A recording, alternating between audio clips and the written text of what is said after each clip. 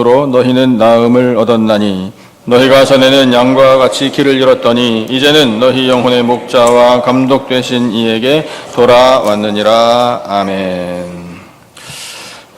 베드로 전서와 후서는 여러분 잘 아시는 것처럼 편지 글입니다. 이 신약성경 후반부에 편지로 된 글이 많이 있잖아요. 근데 편지 많이 받아보셨죠? 저 많이 받아봤는데 옛날에 참 좋았어요, 그죠? 손으로 직접 써가지고 I love you 한글로 I love you 이렇게 쓴 편지도 가끔 받았었는데 그 연애 편지가 아니고요, 그냥 어린 아이들로부터 받은 그런 기억이 납니다. 저 군대 있을 때 국군 아저씨께 저기 뭐라 그러죠? 그 무슨 편지라고 하죠? 네, 위문 편지 그거 많이 받아봤어요. 국군 아저씨 때 위문 편지 좀 받아보셨습니까? 정말 기분이 좋아요. 근데 요즘 이 젊은 사람들은 우리가 느꼈던 그런 감동과 그런 편지의 그 아름다움을 잘 몰라서 참 안 됐어요. 전자세대가 돼가지고 썼다가 요즘에 아시죠? 그 카톡 메시지 보냈다가 삭제하면 삭제되고 이 글은 삭제된 글입니다. 이것만 뜬다고 뉴스에 또 나오더라고요. 그래가지고 사람들이 도대체 뭐길래 삭제했을까? 또 이래가지고 더 궁금하다고 그것도 문제라고 오죽하면 그런 게 뉴스에 나올까 싶습니다. 전자로 편지를 보내고 받고 좀 다르긴 한데 근데 어쨌든 간에 이 편지 글을 하나님께서 보내실 때는 이 베드로 사도가 이제 편지를 썼잖아요.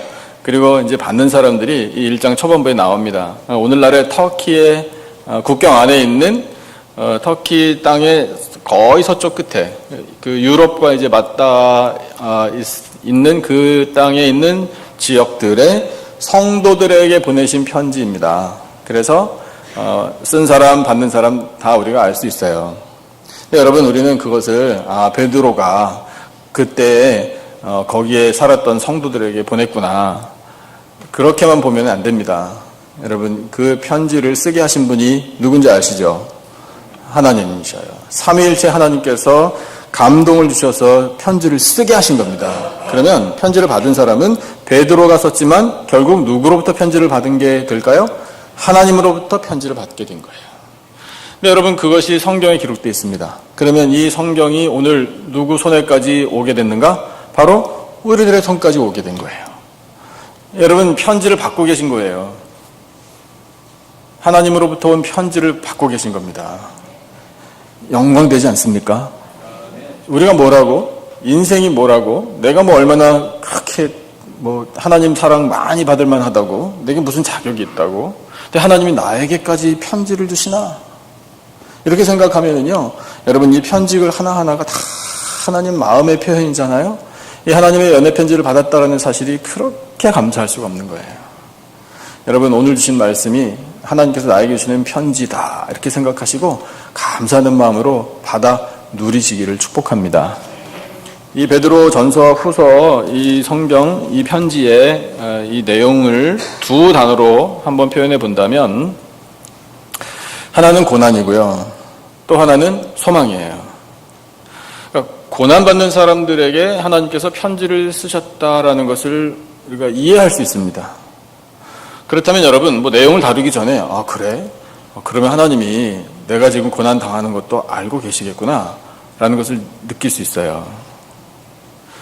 사랑하는 성도 여러분, 고난이 오더라도요 하나님이 주시는 힘으로 넉넉히 이겨내시기를 축복합니다.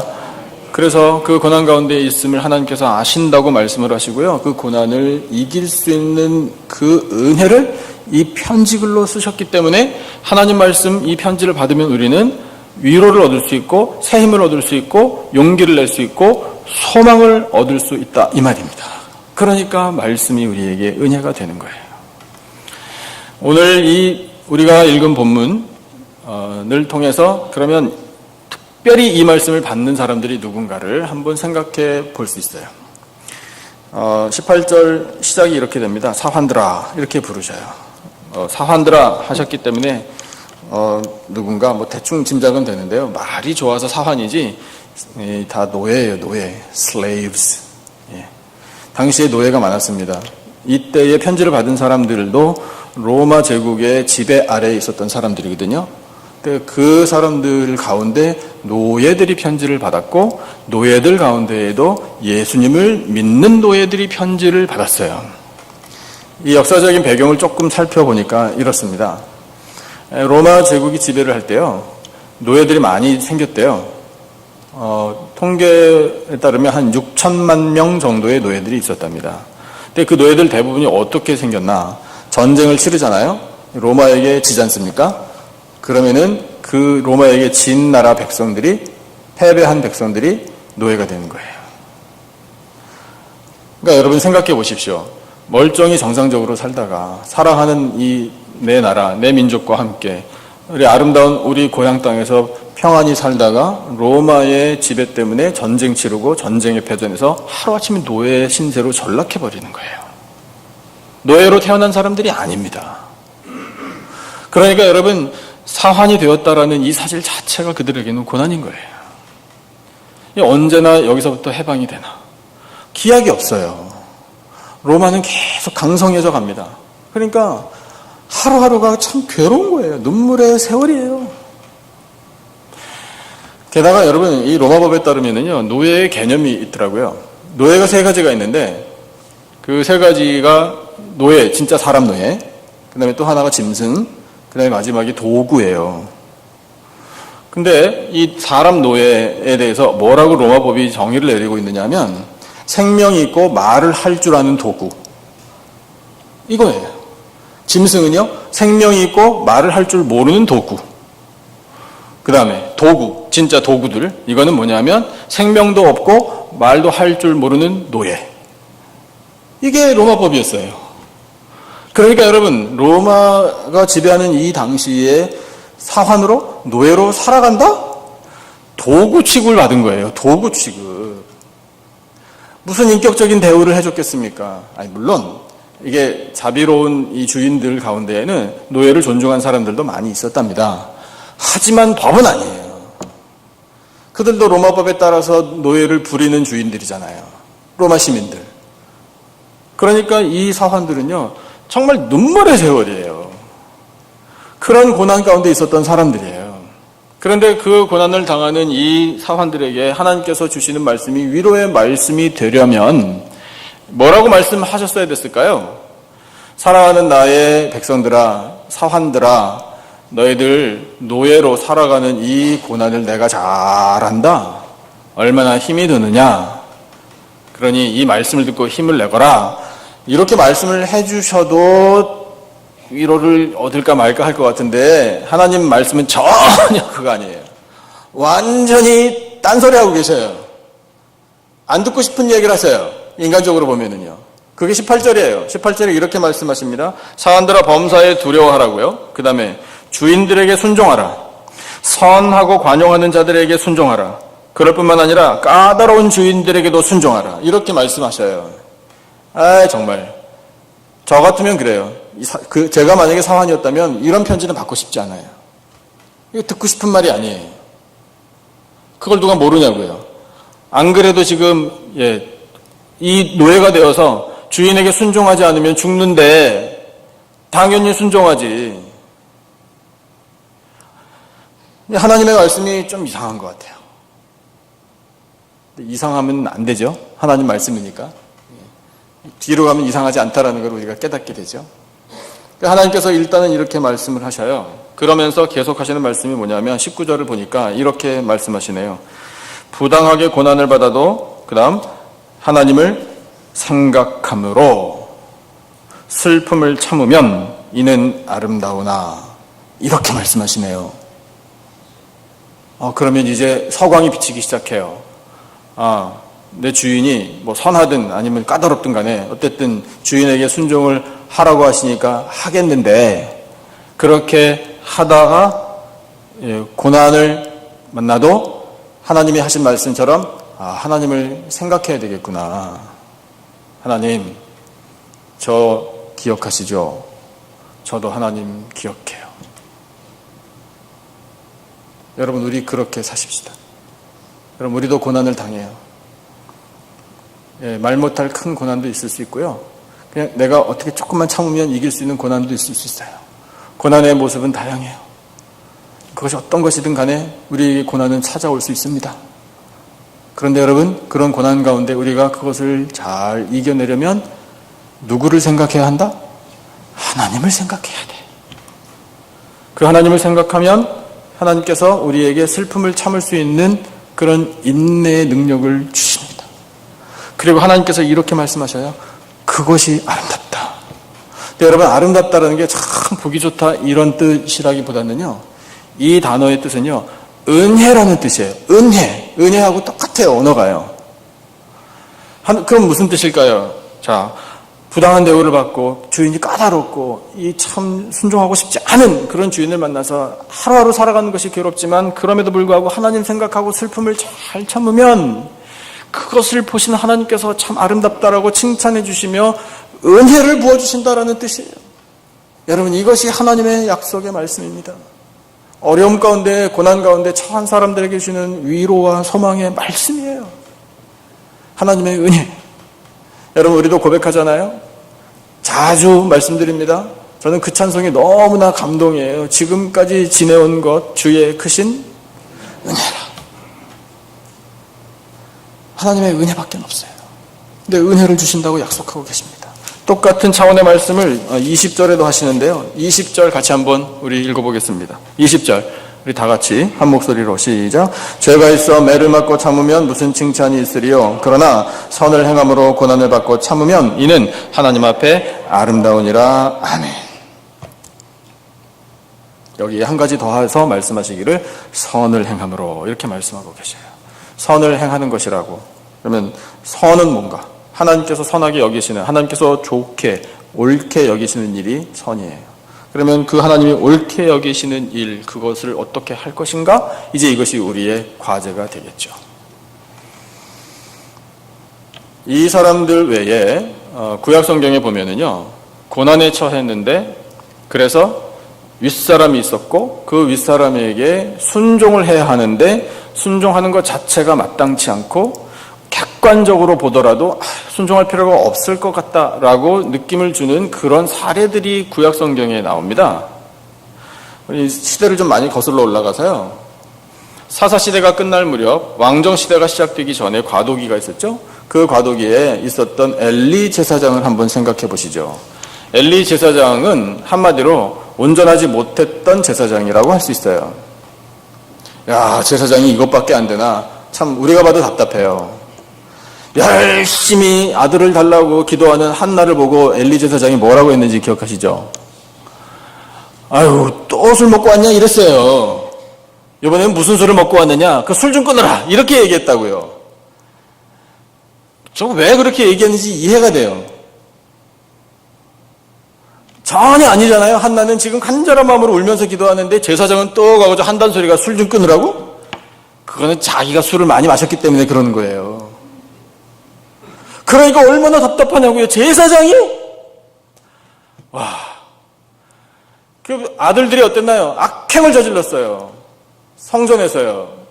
그랬는데 그 아들들 말린다고 한마디 했어요. 그러면 안 돼 라고요. 그거 다예요.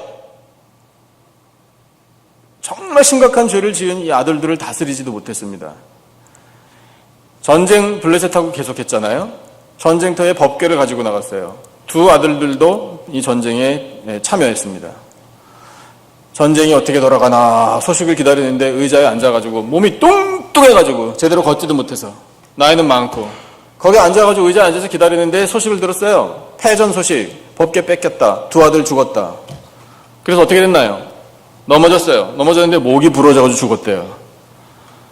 아, 나 이런 참 사람이 죽었다는데 어떡하나 이런 마음이 드는 게 아니라 아니 어떻게 그렇게 죽지? 이런 느낌을 받아요.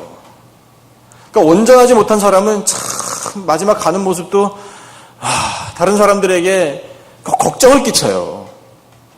그 사람이 엘리 제사장이거든요. 근데 여러분 그 엘리 제사장 밑에서 누가 성장했는지 알고 계시죠? 사무엘이라는 위대한 선지자, 위대한 사사가 길러졌어요. 이게 또 의외예요. 대단해요. 사무엘의 태도를 기억하셔야 합니다. 사무엘이 비록 나이는 어렸지만 엘리 제사장이 잘못하고 있다는 걸 알았어요.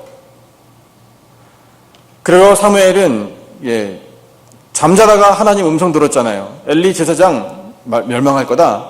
그 제사장의 가문도 내가 멸해버릴 거다. 말씀하셨잖아요. 그런데도 불구하고 사무엘은 엘리 제사장을 존중했고요. 그 제사장 말에 꼬박꼬박 순종하면서 성장했습니다. 그랬더니 어떻게 됐나요? 이 사무엘이라는 선지자 위대하잖아요. 어떤 면에 위대합니까? 영적인 부흥을 일궈낸 사람입니다. 그 어두운 시대예요. 미스바의 이 대각성 부흥운동 여러분 알고 계시잖아요. 그 주인공이 된 사람이 바로 사무엘이에요. 엘리 밑에서 컸다니까요. 다윗은요, 사울의 왕 노릇하고 있을 때 신하였습니다. 사위이기도 했지만. 다윗이 사울 왕이 정치 잘못하고 있고 전쟁도 잘못 치르고 있고 나라 다스리는 일도 하나도 제대로 안 하고 있다는 걸 너무나 잘 알고 있었어요. 게다가 이 사울 왕이 자기의 정예 부대를 파송해서 다윗을 어떻게든지 잡아 죽이려고 한다는 것 때문에 늘 쫓겨다녔다고요. 오랜 세월을요. 잘못된 왕이잖아요. 그런데도 다윗은 그 사울을 절대로 거스르지 않았어요. 두 번이나 사울을 제거할 수 있는 기회를 하나님께서 주셨다라고 부하들이 얘기했습니다. 그때 다윗이 뭐라고 얘기했죠? 여호와 하나님께서 기름 부어주신 사람을 내가 해할 수 없다. 왜냐? 그것은 하나님께 짓는 죄니까. 이렇게 선포했어요. 그래서 말렸어요. 자기도 안 건드리고. 그러면서 다윗은 끝까지 자기의 군주, 자기의 왕인 이 사울 왕의 뜻을 따르려고 최선을 다했습니다. 여러분, 그랬더니 다윗에게 주셨던 은혜가 뭡니까? 하나님께서 아름답다, 칭찬할 만하다, 너에게는 은혜 내가 줄만 하다라고 말씀하셔서 은혜를 주셨지 않습니까? 여러분, 이것이 하나님의 마음이에요. 하나님을 생각하라라는 그 말씀의 뜻이 바로 이와 같은 것들이에요. 그러면 여러분, 우리의 상황을 한번 이 말씀에 비춰볼 수 있습니다. 억울할 수 있어요. 그리고 괴로울 수 있고요. 답답할 수 있고요. 진짜 미치겠어요. 그냥 편하게 얘기하면요. 그런데도 하나님께서 우리에게 말씀하시기를 순종하라. 순종하라. 순종하고 하나님을 생각하라. 슬픔을 참으라. 선한 일을 하라. 그러면 하나님께서 아름답다라고 칭찬해 주신다. 그리고 은혜를 바로 그 사람에게 부어주신다. 약속하고 계십니다. 여러분, 이 하나님의 약속의 말씀 믿어지십니까? 믿어지시면 감사한 거예요. 근데 하나님께서 그래서 이 어려운 상황, 이 고난, 이 답답하고 이 해결되지 않는 이런 상황 속에 있는 우리들까지 아셔서 편지를 보내시면서 지금 해결책을 제시해주고 계시는데, 하나님 생각하라, 꼭 참아라, 이 정도까지는 안 될 것 같으셨는지 그 다음에 정말 확실한 해결책을 우리에게 주고 계셔요. 그 정말 확실한 해결책이 어떤 분이에요? 바로 예수님이에요. 예수님이 가장 확실한 솔루션임을 우리에게 말씀하고 계십니다. 그래서 우리가 이미 읽었지만 20절에 선을 행함으로 이렇게 말씀하시잖아요. 그 선을 행할 때 누구를 바라보고 선을 행할 것인가? 대답을 주고 계셔요. 그 대답이 바로 예수님이에요. 예수님만이 우리의 완벽한 모델이십니다. 여러분, 예수님 바라보고 예수님만 닮아 가시기를 축복합니다. 예수님만 닮아가고 예수님처럼 살면 틀림없어요. 그러면 지금 고난스러워서 내가 꼭 참는 것 자체가 힘들고 순종하는 것 자체가 참 거북스럽지만, 여러분, 내가 예수님 봐서 그렇게 하겠다라고 마음 먹으면 하나님께서 놀라우신 은혜를 베풀어 주실 줄로 믿습니다. 그래서 그 확실한 솔루션을 제시해 주시는데, 그 예수님이 그럼 어떤 분이기에 그렇게 말씀하시나? 우리 다 알고 있어요. 알고 있지만 다시 한번 가슴에 새기겠다라는 마음을 가지고 말씀을 읽어보죠. 21절입니다. 21절 우리 같이 한 목소리로 받들어 읽겠습니다. 시작. 이를 위하여 너희가 부르심을 받았으니 그리스도도 너희를 위하여 고난을 받으사 너희에게 본을 끼쳐 그 자취를 따라오게 하려 하셨느니라. 아멘. 여러분, 하나님께서 하신 말씀이 이런 거예요. 우리를 바라보셔요. 우리가 고난 가운데 있을 수 있어요. 우리 어려운 일 지금 앞에 놓여 있습니다. 그래, 많이 힘들겠구나. 그런데 예수도 고난 받으셨거든? 이렇게 말씀하셔요. 여러분, 예수님이 누구예요? 예수님이 나의 누구십니까? 나의 주님, 나의 구세주이십니다. 예수님은 나의 삶의 주인이십니다. 예수님은 나의 목자이십니다. 예수님은 나를 천국까지 인도하시는 인도자 되십니다. 예수님은 나를 사랑하시는 사랑의 주님이십니다. 고백하실 수 있으십니까? 예수님과 나와의 관계가 분명해야 돼요. 예수님을 객관적으로 놓고 바라보시는 것은 절반이에요. 이제 그 나머지 절반은 예수님과 나와의 관계예요. 그 예수님, 객관적으로 선포되는 진리의 예수님, 그분이 나와는 무슨 상관이 있느냐가 중요하다고요. 사랑하는 성도 여러분, 예수님 꼭 만나시고 예수님과 개인적인 관계, 친분을 두텁게 쌓아가시기를 축복합니다. 그래서 그 예수님이 고난당하셨다, 이렇게 말씀하시는 이유가 뭐냐면, 지금 우리들이 당하는 고난은 예수님께서 당하셨던 십자가 고난에 비하면 아무것도 아니라는 거예요. 이렇게 말씀하셔요. 그 예수님이 십자가 고난을 당하실 때 일단은 그 고난 당하신 이유, 이걸 말씀하십니다. 그 이유가 누구 때문에요? 예수님이 누구 때문에 고난을 당하셨습니까? 나 때문에요. 우리 회피할 수 없어요. 그런데 여러분, 그렇게 말할 수 있는 것이요, 그런 질문을 받으면 쉬지 않고 바로 말할 수 있는 것이 나와 예수님과의 관계가 있기 때문에 나 때문에 돌아가셨습니다라고 그냥 거리낌 없이 말할 수 있는 거예요. 나와 예수님의 관계가 든든하지 않으면 나 때문에 돌아가셨다고 말하고 싶긴 한데 내가 무슨 죄를 졌다는 거지 도대체? 라는 반발심이 생겨요. 그러면 그것은 벌써 예수님과 나와의 관계가 친밀하지 못하다는 증거예요. 그러니까 예수님 멀찍이 놓고 보는 거예요. 예수님 그래 십자가 달려 돌아가셔서 참 참혹하게, 아유 그러지 않으셨어도 될 뻔했는데 참 가슴 아프다. 그냥 그 정도에서 끝나는 거예요. 그러면 예수님이 누구 때문에 돌아가셨습니까? 그러면 죄인들 때문에 돌아가셨습니다라고는 대답을 나올지 모르지만 나 때문에 돌아가셨습니다라고 쉽게 대답이 안 나오는 거예요. 이렇게 말하지 않겠죠. 아유, 나 때문에 돌아가셨습니다. 내가 원래 죽었어야 되는데, 이렇게 되겠죠. 가슴을 치며 애통해하며 어쩔 바를 몰라 하는 그런 심령이 나 때문에 돌아가셨습니다 라는 예수님의 고난받으신 이유에 대한 대답이 돼야 돼요. 그런 대답하실 수 있기를 축복합니다. 그래서 나 때문에 이 모든 고난을 당하셨고, 고난만 당하셨나요? 죽임까지 당하셨잖아요. 다른 사람의 손에 의하여 죽임 당하신 예수, 그 이유가 나 때문이라. 그런데 그 고난을 당하신 예수님의 태도를 보라. 어떻게 하셨는지 말씀하시네요. 22절, 23절 두 절 말씀을 읽어보겠습니다. 22절과 23절 다 같이 한 목소리로 시작. 그는 죄를 범하지 아니하시고 그 입에 거짓도 없으시며 욕을 당하시되 맞대어 욕하지 아니하시고 고난을 당하시되 위협하지 아니하시고 오직 공의로 심판하시는 이에게 부탁하시며. 아멘. 아멘이십니까? 다시 말씀 볼게요. 그는 죄를 범하지 않았어요. 그런데 예수님은 죄인이 스스로 되어주셨습니다. 죄인의 입장이 되어주신 거예요. 그 죄인이 누군가? 나예요. 내 입장이 되어주신 거예요. 내가 치렀어야 할 죄의 대가를 예수님이 대신 치러주신 게 고난받으신 이유예요. 그 다음에 그 입에 거짓이 없으셨어요. 그런데 우리는 예수님하고 달라도 많이 달라요. 우리 입에는 거짓이 붙어 있어요. 입만 열면 거짓이 언제든지 나올 준비가 되어 있어요. 우리는요. 그 거짓이 어떤 건지 아십니까? 저 사람 때문에요. 이게 거짓이에요. 그게 왜 거짓이에요? 분명히 그 사람이 잘못했는데 이거 우리 따지고 들고 싶어 해요. 그게 잘못됐다는 거예요. 죄인이 어떻게 죄인을 탓해요? 우리 할 말 없어요. 그런데 그렇게 못나고 그렇게 이기적이고 그렇게 허물만은 나 때문에 예수님이 돌아가셨다. 고난받으셨다. 그 다음에 욕을 당하셨잖아요. 맞대어 욕하지 아니하셨어요. 정말 우리하고 달라요. 여러분, 우리는 자존심 상하는 이야기를 들으면 어떻게 하죠? 숨도 안 쉬어요. 곧바로 나가요. 그게 우리예요. 내가 왜 가만히 있어야 돼요? 바보같이? 내가 왜 당하고만 살아야 돼요? 멍청이같이? 내가 왜 그렇게 살아야 돼? 왜 나만 당해야 돼? 이게 우리예요. 그런데 예수님은 욕을 당하셨지만 맞대어 욕하지 않으셨대요.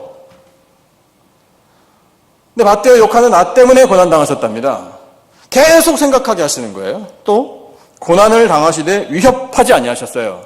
예수님이 얼마든지 위협을 가하실 수 있었습니다. 십자가에서 그냥 내려오셔가지고 이것들이 해가지고 그냥 한 번에 다 몰살시키실 수 있었어요. 안 하셨어요. 나에게 능력이 있습니다. 내가 갚아줄 능력이 있어요. 더 당하게 할 수 있어요, 나도. 안 하는 거예요. 왜? 누구 때문에? 예수님은 나 때문에, 나는 이제 예수님 때문에. 이렇게 살라. 그 다음에 오직 공의로 심판하시는 이에게 부탁하셨답니다. 여러분, 이게 믿음이에요. 못 믿으면 못 맡기고 믿으면 맡기는 거예요. 누구에게? 공의로 심판하신 하나님 아버지께 맡기는 것이 믿음입니다. 그러면 여러분, 고난스러우세요? 억울하세요? 부당하다고 생각하십니까? 그냥 화가 나가지고 그냥 밤에 잠이 안 오십니까?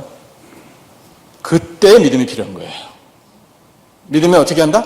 하나님께 맡긴다. 자신이 없으신 것 같아요? 저를 따라 말씀 한번 해보시죠. 믿으면 맡깁니다. 이렇게 고백하는 하나님 아버지께서 어떻게 들으실지 여러분 이제 알고 계시겠죠? 하나님이 기뻐하시고 받으시는 거예요. 우리가 못 믿어서 하나님께 못 맡기고 내가 어떻게 해보겠다라고 그렇게 아둥바둥 움켜쥐고 고생하면서 스트레스 그냥 끌어안으면서 그렇게 사는 우리들을 바라보신 하나님이 왜 그렇게 사느냐 이렇게 말씀하실 거예요. 이 아버지는 뒀다 어디에 쓰려고 그러느냐 이렇게 말씀하실 거라고요. 그러니까 여러분, 우리 하나님 아버지 하실 일을 좀 드리자고요. 하나님, 저는 못하겠습니다. 저는 이 고난을 극복하지 못합니다. 저는 이 어려움을 타개하지 못합니다. 저는 해결하지 못합니다. 하나님, 맡아주세요. 이렇게 기도하시면 그걸 믿음이라고 보시는 거예요. 그리고 하나님께서 말씀하십니다. 아름답다. 칭찬할 만하다. 내가 은혜를 줘야지. 이것이 하나님 아버지의 마음입니다. 하나님께서 주신 솔루션 어떠세요? 마음에 드십니까? 괜찮아요? 예수님 생각하면 되겠군. 이런 마음이 생기십니까? 한국의 백뭐뭐라는 이름을 가진 아주 유명한 요리 연구가, 기업인, 방송인이 계시더라고요. 이쯤 하면 다 아시죠? 그분 레시피로 한인마트에 가보니까 짬뽕도 나와 있어요. 한번 잡숴보십시오. 괜찮습니다. 그러니까 우리가 아는 사이에 모르는 사이에 그분 레시피의 음식을 아마 맛을 보셨을 것 같아요. 이분이 진행하는 방송이 하나 있습니다. 어떤 분이 저한테 권고해줘가지고 그거 한번 꼭 보라고. 목회에 도움되고 설교에 도움된다. 그 말이 진짜예요. 지금 얘기하고 있잖아요. 한번 봤는데요. 프로그램 이름이 골목식당이에요. 그럼 또 오늘 예배 끝나고 또 검색해 보시고 골목식당이 뭐지? 또 검색해 보시겠죠. 괜찮아요. 프로그램 이 구성이 말씀 드려도 되죠? 목사님 제가 더 잘합니다. 이런 표정을 짓고 계신데, 골목식당이라는 프로그램인데, 그 전국에 골목에 식당이 좀 이렇게 여러 개 모여있는 그런 지역을 발굴해내는지 잘 모르겠어요. 좌우지간 거기에 있는 이 몇몇 함께 음식 장사를 하시는 그런 분들이 이 분에게 이 프로그램에 이 솔루션을 달라고 요청을 하는 거예요. 근데 또 이분들이 다니면서 보기도 하나 봅니다. 아무튼 그래서 잘 맞아서 합의가 되면은 솔루션 주십시오. 그럼 오케이. 진단부터 들어갑니다. 왜 장사가 안 되나? 장사 안 되는 골목이에요. 근데 답답하잖아요. 돈은 계속 들어가고. 그래서 이분들이, 그리고 주로 젊은 사장들이고요. 그래서 솔루션 하려고 하면은 진단을 가하는데 이 백 대표가 엄청나게 사람 마음을 확 긁어놔요. 진짜 자존심을 아주 그냥 짓밟아버려요. 제가 한 번 봤는데 이렇게 몇몇 사장에게 장사 그만둬요? 이래요. 당장 그만두래요. 장사 이렇게 할 거면은. 아니 도와달라고 그랬는데 장사 그만두라고 그러면 어떻게 제가 막 뭐라고 하고 싶어요. 그래서 진단해요. 문제점이 뭔지. 점수 되게 빵점이에요. 빵점. 100점 중에 몇 점 주고 싶냐. 빵점이래요. 음식 먹어보고. 어떤 때는 팍 그냥 뱉어버려요. 이걸 파냐고. 근데 그걸 또 신청한 사장들이 이러면서 그냥 참기도 하고, 어떤 사람은 또 그래가지고 진단하고 문제점 제시해주고, 그러니까 지적해주고, 그다음에 어떻게 개선해야 되는지 알려주고 정말 솔루션을 줍니다.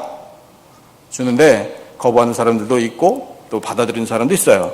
그래가지고 받아들여가지고 잘 되어간지 나중에 또 가서 이렇게 또 봐주기도 하고 그래요. 근데 그런 과정에서 이 양반의 정말 능력이 나타나더라고요. 저는 거기에 감동받았어요. 그 능력이 뭐냐면 이분이 고생을 많이 했다고 그러더라고요. 근데 진정한 전문가가 되기 위해서 전 세계에 하여튼 무슨 음식이 있다라는 데는 정말 많이 다니면서 직접 먹어보고 직접 분석하고 직접 데이터를 작성하고 그 데이터를 자기 머릿속에 담고 있어요. 그래가지고 음식을 놓고 어떻게 조리되었는지 잘 모르는 상황에서 먹고 판단을 서로 해보잖아요. 그러면 사장은 자기가 만들었으니까 뭐 들어가는지 얼마나 되는지 다 알잖아요. 예. 근데 이 양반이 아마 이렇게 했을 거라고 이야기하잖아요. 어떤 때는 사장이 틀려요. 자기가 만들어 놓고. 이분이 분석한 게 맞아요. 와, 대단해요. 그래서 제가 별명 붙였어요. 걸어다니는 음식 백과사전. 게다가 경영까지. 걸어다니는 경영 백과사전이에요. 그렇게 솔루션을 줍니다. 저 같으면은요, 그냥 무조건 그 말에 따르겠어요. 왜냐하면 그 정도 전문가가 됐기 때문에 그분에게는 권위가 있잖아요. 그걸 보면서 제가 마음속에 외치고 기도를 드렸어요. 아, 하나님, 나 저거 하게 해주세요라고 제가 기도를 드렸어요. 왜냐하면 영적으로 막혀있는 분들, 답답해 하시는 분들, 고난 가운데 있는 분들, 뭔가 잘 안 되는 분들, 영적으로 이런 분들에게 정말 속 시원한 해결책, 솔루션을 드려야 되겠다라는 마음을 제가 갖게 된 거예요. 그래서 그분처럼 하려면은 저도 전문적으로 좀 이렇게 업그레이드가 돼야 되잖아요. 그분이 전 세계를 다니면서 여행하면서 음식을 먹어봤다네요. 그래서 저도 전 세계를 다니면서 교회란 교회는 다 가보고 목사님은 목사님 다 만나보고 그렇게까지는 안 해도 그분은 이 음식에 관한 데이터가 머릿속에 있으니 나는 영적인 데이터를 좀 머릿속에 많이 넣어야 되겠다. 그러니까 성경을 더 읽게 돼요. 그리고 이 해결책을 제시해 드리는데 저는 사실 편해요. 저는 왜냐하면 솔루션이 하나밖에 없기 때문에 편해요. 솔루션? 예수님밖에 없잖아요. 그러니까 예수님만 잘 전하면 돼요. 예수님을 어떻게 잘 전할 것인가, 이제 이게 저의 과제인 거죠. 그래서 예수님을 어떻게든지 잘 전할 수 있도록, 한 영혼이라도 예수님을 영접하고 믿으실 수 있도록, 그래서 영적으로 답답한 문제들 다 해결받으실 수 있도록, 그래서 저한테 나중에 오셔가지고 아이고 목사님 감사합니다 이런 인사를 좀 받을 수 있도록, 저도 좋고 해결받으시는 분들 좋고 그러고 싶다라는 마음이 들어서 기도를 했다는 거 아닙니까? 하나님께서 우리에게 그 솔루션을 오늘 주신 거예요. 여러분, 하나님의 솔루션이 훨씬 더 낫지 않겠습니까? 그 솔루션이 바로 이 말씀. 예수 그리스도의 고난을 기억하라. 그 고난의 이유를 기억하라. 너 때문이다 라고 말씀하시는 이 말씀이 솔루션이라고요. 그러면 여러분, 우리는 아무리 우리에게 고난이 닥쳐와도요, 해결되지 않는 일들이 있더라도요, 억울하더라도요, 그 예수님의 고난을 생각하면서 잘 참을 수 있고 이겨낼 수 있습니다. 그러면 하나님께서 그런 우리를 바라보실 때 아름답다, 칭찬해 줄 만하다, 은혜 받을 만하다 이렇게 보시고 우리에게 더 크신 은혜를 내려주십니다. 여러분, 하나님께서 우리에게 제시해 주신 이 솔루션의 결론을 말씀으로 같이 읽고 말씀을 마치려고 합니다. 24절, 우리 가슴에 새기겠다라는 각오를 가지고 24절 같이 한번 읽어보죠. 다 같이 시작. 친히 나무에 달려 그 몸으로 우리 죄를 담당하셨으니 이는 우리로 죄에 대하여 죽고 의에 대하여 살게 하려 하심이라. 그가 채찍에 맞음으로 너희는 나음을 얻었나니. 아멘. 여러분, 예수님께서 당하신 고난 덕분에 우리가 죄에 대하여 죽었습니다. 그러나 새 생명 얻어 살고 있습니다. 고난이 우리를 넘어뜨리지 못합니다. 억울한 일이 우리를 답답하게 더 이상 만들지 못합니다. 우리는 회복될 수 있습니다. 예수 그리스도, 우리를 위하여 고난받으신, 우리 때문에 고난받으신 예수, 우리 때문에 죽으신 예수, 그러나 우리 때문에 우리를 살리려 부활하신 예수, 그 영원하신 예수 그리스도, 나의 예수, 그 예수님을 모시고 항상 동행함으로 믿음으로 승리하시고 영광 나타내며 은혜 가운데 사는 복된 인생들이 다 되시기를 예수님의 이름으로 축원합니다. 기도하겠습니다. 하나님 아버지, 감사합니다. 고난 중에 있는 백성들에게 하나님께서 말씀을 들려주시고 사랑의 편지를 허락해 주신 것을 오늘 저희들이 받게 하시니 참으로 감사합니다. 하나님, 저희들도 고난이 닥칠 때가 있으며 어려움을 당할 때가 있습니다. 답답합니다. 눈물 짓습니다. 말할 사람이 없습니다. 그러나 하나님께서는 저희들을 잘 알고 계시는 줄로 믿습니다. 하나님, 잘 이겨내기를 원합니다. 잘 참기를 원합니다. 예수 그리스도의 고난을 깊이 생각하며 기억하겠습니다. 바로 허물 많고 죄 많은 나 때문에 예수님께서 고난을 당하셨고 죽임을 당하셨음을 기억합니다. 부끄럽습니다. 할 말 없습니다. 그러나 하나님, 그런 저희들을 위하여 고난당하신 예수 그리스도께서 대신 죽음을 당하여 주시고 부활하시고 승리하셨음을 또한 기억합니다. 저희들도 예수 그리스도의 고난을 기억하며 그 예수 그리스도의 은혜를 사모할 때, 믿고 따를 때 주여 저희들도 승리하게 될 줄로 믿습니다. 이 어려움을 이겨내게 될 줄로 믿습니다. 회복시켜 주실 줄로 믿습니다. 아버지, 저희들에게 흔들리지 않는 믿음을 허락하여 주시옵소서. 귀한 말씀 주심을 감사하며 예수님의 이름으로 기도드리옵나이다. 아멘.